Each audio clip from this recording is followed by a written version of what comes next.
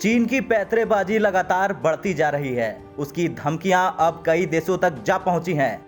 Taiwan के मुद्दे पर चीन ने जहां एक तरफ अमेरिका को धमकी दी थी, वहीं अब उसने अपना दायरा बढ़ा लिया है। दरअसल जापानी उप प्रधानमंत्री ने कहा कि अगर ताइवान में बड़ी घटना घटती है तो ये मानने में असामान्य बात नहीं होगी कि ये जापान के अस्तित्व के लिए खतरा बन जाएगा। उन्होंने कहा कि ऐसी स्थिति में जापान और अमेरिका को मिलकर ताइवान की रक्षा के लिए काम करना होगा। जापान के उप प्रधानमंत्री तारो ओसो के ताइवान पर चीन के हमले की सूरत में जापानी सेना की मदद के बयान से ड्रैगन बुरी तरह भड़क उठा है। चीन के सरकारी अखबार ग्लोबल टाइम्स के एडिटर हू सीजिन ने धमकी दी है कि अगर जापानी सेना ताइवान की मदद के लिए आगे आई तो उसे चीन की सेना मिटा देगी। इससे पहले ओसो ने कहा था, अगर चीनी हमला होता है तो अमेरिका के साथ जापान को ताइवान की मदद करने की जरूरत होगी।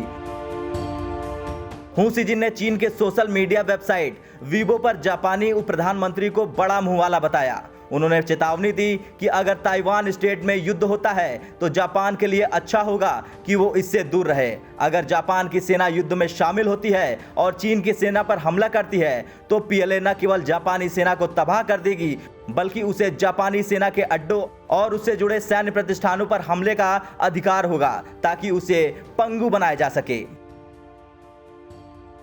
चीन के विदेश मंत्रालय के प्रवक्ता ने न केवल जापानी मंत्री के बयान का कड़ा विरोध किया, बल्कि राजनयिक माध्यम से टोक्यो से शिकायत दर्ज कराई है।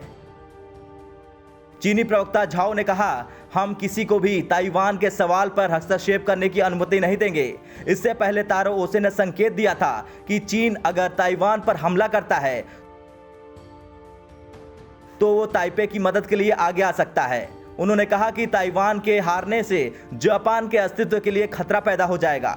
गौरतलब है कि चीन ताइवान के शांतिपूर्ण विलय की बात तो करता है, लेकिन उसने ताकत के इस्तेमाल को भी खारिज नहीं किया। यही नहीं, चीनी वायुसेना के फाइटर जेट अक्सर ताइवान के क्षेत्र में घुसते रहते हैं। ताइवान इसका विरोध भी करता है, लेकिन चीन अपनी चालबाजियों से बाज नहीं आता। वो लगातार ताइवान की सीमा में घुसपैठ की कोशिश करता रहता है। ब्यूरो रिपोर्ट, भारत तक।